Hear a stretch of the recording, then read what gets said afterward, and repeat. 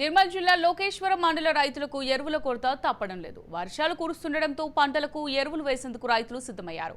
ఎరువుల కొరత ఏర్పడడంతో మండలంలోని ప్రాథమిక సహకార సంఘం గోదాం వద్ద ఎరువుల కోసం నేడు ఉదయం నుంచే రైతులు బారులు తీరగా లైన్లో నిలబడలేని రైతులు చెప్పులను లైన్లో పెట్టి రోడ్డుపై బైఠాయించారు. రైతులకు సరిపడే ఎరువులను అందుబాటులో ఉంచాలని రైతులు ప్రభుత్వాన్ని కోరుతున్నారు.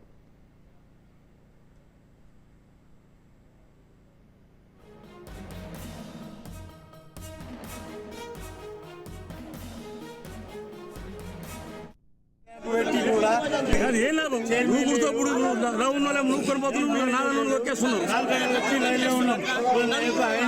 నలుగురు ఇప్పుడు ఉన్నప్పుడు ఒక మనిషి నాలుగు తీయాలి కదా, రోగన్లు పెట్టాలా పరియా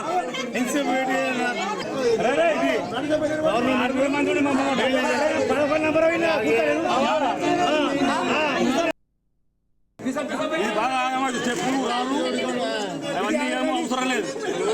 4 గంటలకు ఒక మనిషి ఉండాలి ఇయ్యాల రోగాన్ని, ఏం అవసరం లేదు.